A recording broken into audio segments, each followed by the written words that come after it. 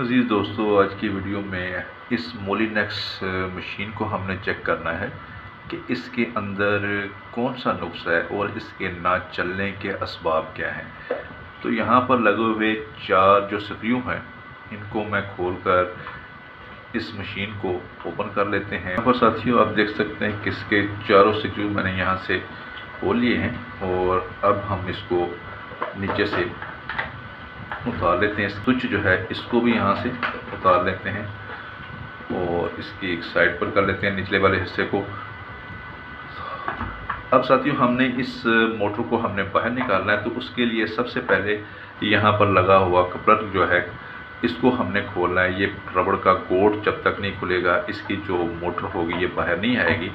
तो सबसे पहले आप इसके इस पंखे को यहाँ से उतार लीजिए और उसके बाद आप इसको प्लास की मदद से यहाँ से पकड़ लीजिए। साथियों यहाँ पर प्लास की मदद से मैं इसकी शाफ्ट को यहाँ से पकड़कर इसका ये जो गोट है इसको हम यहाँ पर घुमा के खोल लेते हैं। अगर ये आसानी के साथ खुल जाए तो बेहतर है, वगरना आपको एक और प्लास के साथ इसको यहाँ से पकड़कर घुमाना होगा। ये याद रहे, मैंने पहले भी जो जूसर के ऊपर या ब्लेंडर के ऊपर वीडियो बनाई है आपको बताया है कि जिस तरफ को इसने घूमना होता है उसी तरफ इसका ये गोट जो होगा या कपलर जो होगा ये खुलेगा। तो क्योंकि ये अमूमी तौर पर ज़्यादातर जो जूसर मशीन्स होती हैं ये क्लॉकवाइज घूमती हैं, तो इसने खुलना भी क्लॉकवाइज है, तो लिहाजा इसको हमने क्लॉकवाइज घुमाकर खोल लेना है। क्योंकि जो लोग इसका प्रोफेशनली काम कर रहे हैं उनके पास तो इनके प्रॉपर टूल्स होते हैं, लेकिन अगर आपने इसको घर में खोलना है तो फिर ज़ाहिर सी बात है कि जो चीज़ आपको घर में मुयस्सर होगी आप उसी टूल के साथ इसको खोलने की कोशिश करेंगे। तो पहले आप इसको हाथ के साथ खोल के देख लें, अगर ये ज़्यादा सख्त या जाम है तो फिर आप एक और प्लास का यहाँ पर इस्तेमाल कर सकते हैं।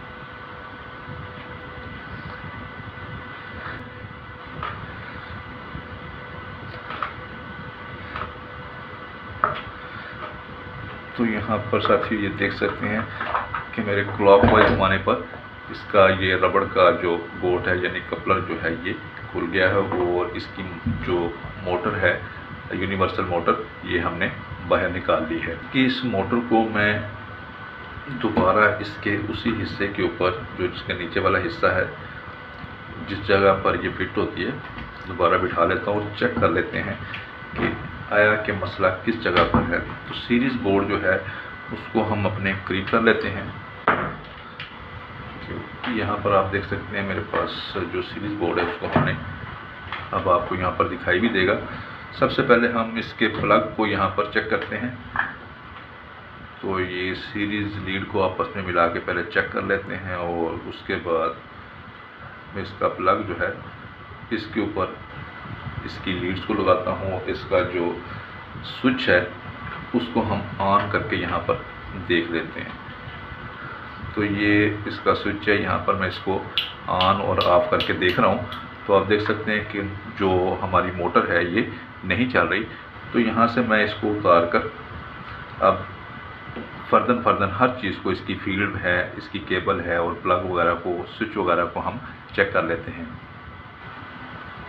साथियों सबसे पहले हम इसकी लीड को चेक करते हैं। लीड चेक करने का तरीका तकरीबन मैं हर वीडियो में ही बता चुका हूं। आप यहां पर इन दोनों तारों को कॉमन करके यहां पर सीरीज़ लीड को लगा के भी चेक कर सकते हैं और अलग अलग से तार को आप चेक कर सकते हैं। तो ये देख सकते हैं कि इस प्लग के साथ ये वाली तार जो है ये इसकी कंटिन्यूटी ज़ाहिर हो रही है, तो इसका मतलब ये कि ये तार ठीक है। अब हम इस पॉइंट के ऊपर इस केबल की और इसकी इस लेग के ऊपर हम प्लग के ये इसकी लीड लगाते हैं, तो आप देख सकते हैं कि हमारा लैंप जो है ये ग्लो कर रहा है। इसका मतलब है कि इसकी तार जो है ये बिल्कुल ठीक है। अब हम इसके स्विच को भी चेक कर लेते हैं, क्या इसका स्विच जो है ये काम कर रहा है।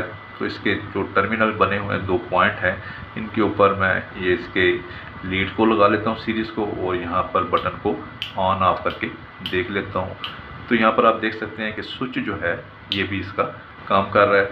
तो केबल और जो इसका स्विच है ये काम कर रहे हैं, लिहाजा अब हम आगे मज़ीद बढ़ते हैं। तो पहले मैं इस फील्ड वाइंडिंग की जो कॉइल है इसको मैं चेक कर लेता हूँ। तो यहाँ पर मैं इसके सीरीज़ लीड के जो लीडें हैं वो लगाता हूँ। तो आप देख सकते हैं कि लैंप जो है ग्लो कर रहा है। इसका मतलब ये है कि ये जो हमारा कॉइल है ये ठीक है।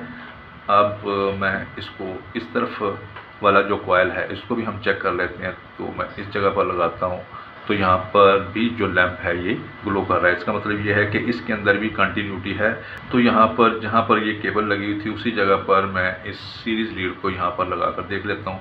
तो यहाँ पर आप देख सकते हैं कि हमारा लैंप जो है ग्लो नहीं कर रहा। इसका मतलब ये है कि इसके जो कार्बन वो या तो बहुत खिंच चुके हैं, ख़त्म हो चुके हैं, या इसके कम्यूटेटर के साथ किसी वजह से नहीं टकरा रहे। इसको अब हमें खोलना होगा और खोल के चेक करते हैं कि इसके अंदर कौन सा मसला है। अगर हम यहाँ से साथियों देखें तो इसके जो कम्यूटेटर है वो भी मुझे तकरीबन कदरे बेहतर लग रहा है, और यहाँ से कार्बन बुश भी गो के यहाँ से टकराते हुए दिखाई दे रहे हैं। यानी कि अगर हम गौर से देखें तो इसके जो कार्बन होल्डर है उनमें से कार्बन निकल कर कम्यूटेटर के साथ टकराते हुए दिखाई दे रहे हैं। लेकिन इसको जब खोलेंगे तो फिर हमें सूरत हाल का पता चलेगा। साथियों, मैंने पहले भी आपको कहा है कि हमने जब भी किसी चीज़ को खोलना है तो आप किसी चीज़ के साथ निशान लगा लीजिए या इसकी एक पिक आप बना लीजिए अपने मोबाइल के ऊपर। आपने जिस तरह इसको खोलना है बिल्कुल उसी तरह आपने इसको बंद करना है। और आपको एक इसकी शाफ्ट के ऊपर एक लॉक सा लगा हुआ दिखाई दे रहा है। इस लॉक को भी आप किसी बारीक जो स्क्रू ड्राइवर है आपके पास तो उसकी मदद से इसको आप खोल लीजिए। यहाँ पर मेरे पास एक बारीक स्क्रू ड्राइवर है तो इसकी मदद से मैं यहाँ से इसका जो लॉक है इसको बाहर निकाल लेता हूँ। यहाँ से ये आप देख सकते हैं कि इसका लॉक लगा हुआ था, इसको मैंने यहाँ से उतार लिया है। कोशिश कीजिए कि आप निशान लगाते हुए कोई ऐसा मार्कर वगैरह या ऐसी चीज़ इस्तेमाल करें जो अनमिट हो, क्योंकि ये बाज़ मरतबा मिट जाता है, फिर इंसान को बाद में पता नहीं चलता कि मैंने इसको फिट किस तरीके से करना है। तो यहाँ पर मैंने निशान लगा दिया है रेड मार्कर के साथ। तो अब इसके इन स्क्रू को हम खोल लेते हैं। तो मैं स्क्रू ड्राइवर की मदद से इसके जो स्क्रू हैं इनको मैं यहाँ से खोल लेता हूँ, और जो ये वाली तार है इसको भी मैं यहाँ से उतार देता हूँ, और यहाँ से भी इसको हम उतार लेते हैं इस पॉइंट से। अब क्योंकि मैंने स्क्रू इसके जो हैं वो नहीं हैं तो अब यहाँ से इसको हम निकाल लेते हैं। अब इसके दोनों जो साइडें हैं उसमें से मैंने इसको निकाल लिया है। आप देख सकते हैं कि यहाँ पर ये किस कदर ज़ंग-ओ-लूद है। आपने इसको भी साफ़ करना है और यहाँ पर ऑयल भी लगाना है, और कोशिश कीजिए कि ये देखें आपके यहाँ से ये निकल भी नहीं रहा, यानी कि यहाँ भी ये ज़ंग-ओ-लूद है।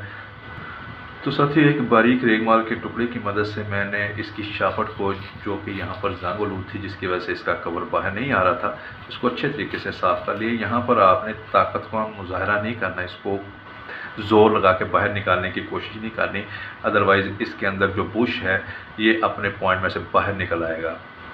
तो अब आप यहाँ पर इसको थोड़ा सा ज़ोर लगा के देख सकते हैं कि ये बड़ी आसानी के साथ यहाँ से बाहर, इसका जो पीछे वाली साइड है ये बाहर शाफ्ट से निकल आई है। यहाँ पर मेरे दोस्त मैं नोज़ प्लस का इस्तेमाल करते हुए इनको सीधा कर लेता हूँ, और इसके जो कार्बन बुश हैं और इसका जो स्प्रिंग है इसको मैं बाहर यहाँ से निकाल लेता हूँ। इसको मैं धकेल के इस कार्बन को बाहर निकाल लेता हूँ। इसी तरीके से बिल्कुल इस कार्बन को भी यहाँ से निकाल कर इसको साफ़ करके दोबारा इसके होल्डरों के अंदर हम फिट करते हैं। तो यहाँ पर साथियों, बारीक रेगमाल की मदद से आप इसके कम्यूटेटर को भी साफ़ कर लीजिए। अगर इसकी शाफ्ट के ऊपर बहुत ज़्यादा ज़ंग आपको महसूस होता है तो यहाँ पर भी आप थोड़ा सा रेगमाल का इस्तेमाल कर सकते हैं, लेकिन कोशिश कीजिए कि यहाँ पर रेगमाल इस्तेमाल ना हो। तो दोस्त, जैसे आपने इसको खोला था वैसे ही आप इसको बंद कर लीजिए। इसके लॉक जिस जगह से आपने निकाला था उसी तरीके से आपने इसको लॉक भी लगा देना है। यहाँ पर स्क्रू लगाने से पहले आप इसको घुमाकर चेक कर लीजिए कि क्या ये आसानी के साथ घूम रहा है। उसके बाद आप इसके जिस जगह से आपने स्क्रू को खोला था उसी जगह पर आप दोबारा लगाकर आप स्क्रू ड्राइवर की मदद से इन्हें दोबारा टाइट कर दीजिए। अब इसको हमने मुकम्मल तौर पर फिट कर लिया है, और इसको दोबारा इसकी बेस के ऊपर बिठा कर ज़रा चेक कर लेते हैं इसको। यहाँ पर इसको मैंने बिठा लिया, और सीरीज़ बोर्ड जो है उसको हम अपने सामने कर लेते हैं, और इसके जो पॉइंट हैं जिसके ऊपर हमने केबल लगानी है उसी जगह पर मैं सीरीज़ लीड को लगाता हूँ। तो मेरे दोस्त, यहाँ पर आप देख सकते हैं कि इसकी मोटर जो है ये चलना शुरू हो गई। अब इसको हम मुकम्मल तौर पर फिट कर लेते हैं। फिट करके हम दोबारा फिर इसको चेक कर लेंगे।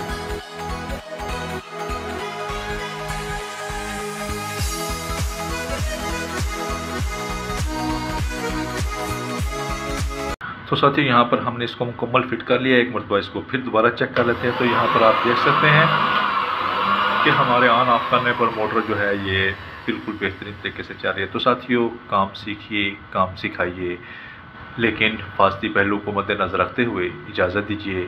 اللہ حافظ.